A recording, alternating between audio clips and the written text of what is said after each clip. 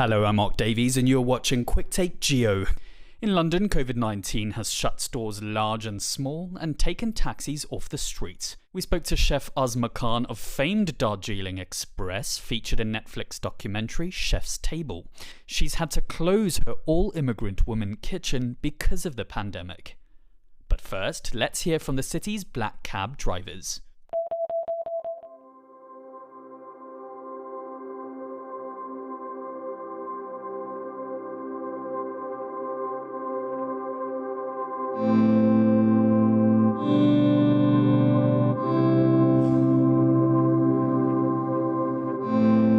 No work out there. You're earning on average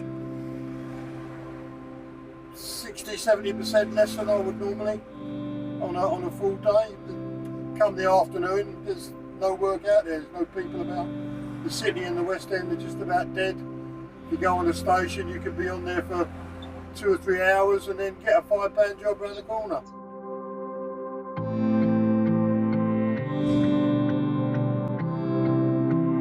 Stations used to be a really good source of work, and now there's nobody coming off the trains. You wait 2 or 3 hours for a job at all the mainline stations, Liverpool Street, Waterloo, King's Cross, Victoria, all of them. Especially in the mornings when everyone was coming into town, you were on and off pretty quickly, and that's what made you money. Well, there was a guy who did 2 hours on Charing Cross, and he got a job to a hotel just on the Aldwych, and he went about £6.20. So 2 and a bit hours work. It's not a great hourly rate. He would have even covered the cost of his cab for that particular day.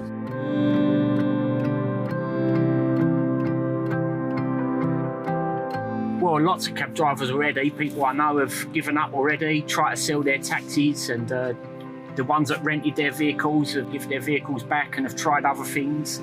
But people do the knowledge to be a taxi driver, to do the job for the rest of their life mostly. And they're being forced into trying to seek other employment in their 50s and 60s and late 40s. All this working from home, that's not helped us. There are no tourists, shops have been mostly closed, pubs and restaurants have been closed. That's all of our customer base coming from them, and they've all been closed. So it's been really, really, really bad. I know we're not the only industry suffering, there's lots, especially in hospitality, but it's just been bad, and a lot of drivers are not going to survive it. I mean, today I've earned about 70 quid. I've paid my cab. My cab's about £20 a day, £15 a day diesel, that's 35 quid. And I've been out just over 5.5, 6 hours. So that's less than the minimum rate for working. And that's how tough it's been. So we hope that the pandemic is going to come to an end sometime not too soon. And we'll start again.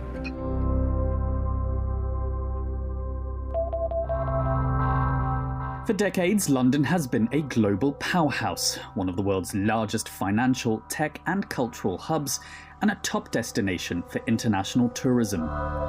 But as with many leading world cities, it's taken a hard knock in 2020. As the virus struck, the city became a ghost town. Big companies shut or downsized operations, and workers retreated to the suburbs, leaving cafes, cabs and office cubicles vacant.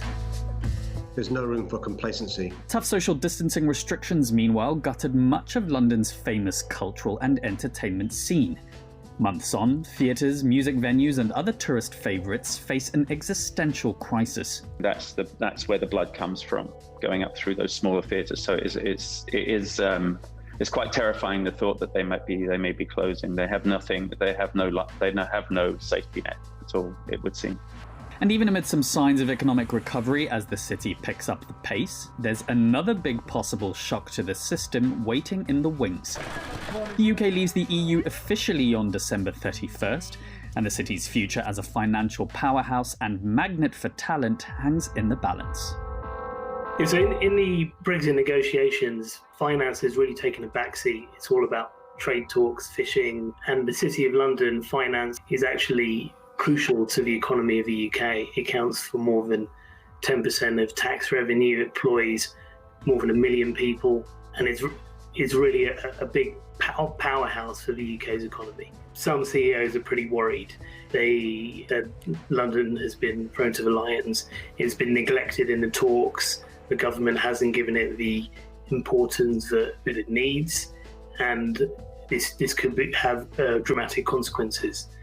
If you were an aspirational finance graduate right now, would London still be a top city that you would be looking at for work, or would you extend your gaze to some of the other European capitals? It's a very interesting question. This is a crossroads, a juncture where the City of London is probably never faced. It's always attracted talent from all over the world, from the best universities, people who wanted to work in finance, earn an above average wage, and get involved in dynamic, complex problems at some of these banks and trading firms. Now, obviously, as you mentioned, this business that was primarily done in London is going to be fragmented, dispersed into other cities. And so if we were to assume that we do have a successful vaccine rollout in the UK next year, that the coronavirus pandemic is brought under control, is it the case that the city sort of automatically bounces back, or do you think that there's some more permanent scarring that's taken place here? I feel like the City of London is a place that will bounce back, but it may take a little bit longer than we might expect. A lot of it is also dependent, of course, when the vaccine is rolled out, on workers being comfortable to come back in. Another big element is firms wondering whether they can reduce their expensive real estate in the city as workers would like to continue working from home. So it is more nuanced. The future is a little bit more uncertain. So companies will have to adapt. I think London will still always be appealing, but there's now far more opportunity in other cities too. Initially, when I closed, I had left a light on with the hope that I would come back. I wanted to make sure that, I never left this place in darkness, so that I could easily find my way back in some emotional way.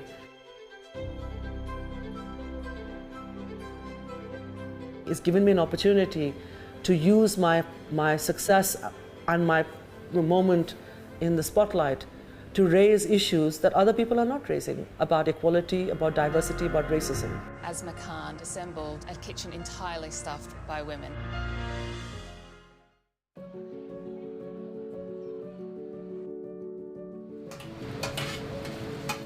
So I needed to work with women who had learned to cook from their mothers and grandmothers.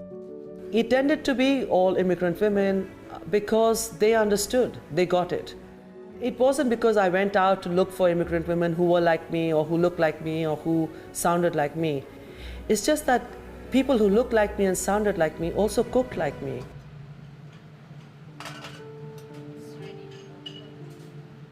We closed on 17th of March before the pandemic closure and the lockdown. Come and have tea.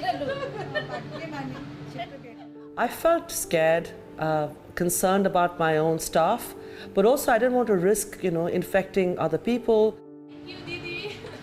It was very tough to explain to everyone that we were closing.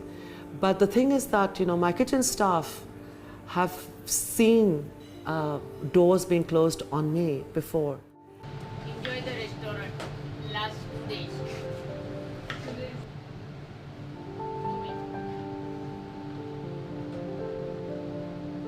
So when I said that we couldn't come back here, everyone's reaction was, so what are we doing next? Because look at the journey they've made, from nannies and nurses and cleaners in hospitals, some with no education, being this powerful person who's able to help other people out, running a kitchen, being on Netflix, their faces on the covers of magazines in India. So they understand that, this is life, there are ups and downs, things change, we've got to move on.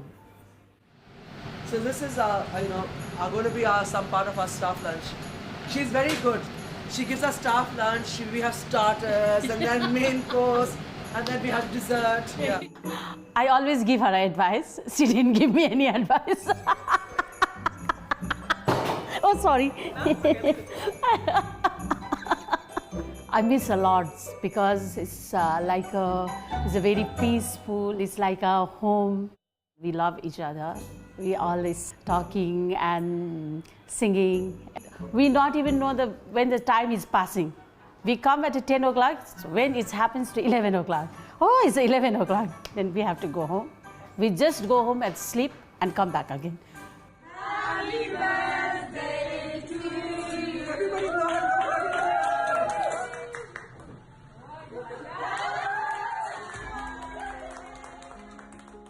It is sad to see it end, but I have left home once before. I left my parents, I had an arranged marriage, I left 30 years ago. And I just see this as another chance where, my journey is changing and I'm leaving home. If Darjeeling Express was to survive, we had to find a new home. The next restaurant is going to be called Darjeeling Express. It's in Covent Garden, but we have a deli. And in that deli, we're going to actually be celebrating the regionality of My Kitchen. So My Kitchen has got women from all kinds of backgrounds, and we will also be having food of their grandmother, not just my grandmother. And it's going to be food that people can take away. So instead of actually opening my restaurant, I'm actually having 3 tasting menus. We will only have a third of people in the restaurant, socially distanced, and the tasting menus will be celebrating train journeys. The other is a biryani tasting menu, and the third is a vegan menu of regional vegan dishes from India. This is our opportunity to pivot out of this situation and actually try to reoccupy spaces, because a lot has changed. The main thing that holds a lot of female entrepreneurs back is fear. Fear of failure. If it is that and you do fail, everybody has failed in the pandemic in some ways. There has been loss at every level. Loss of life, loss of livelihood. Go and step into areas that you were always excluded from. And when all the bits and pieces fly down and settle down, it's going to be a very different environment. And you can take this chance to actually become something in this mess.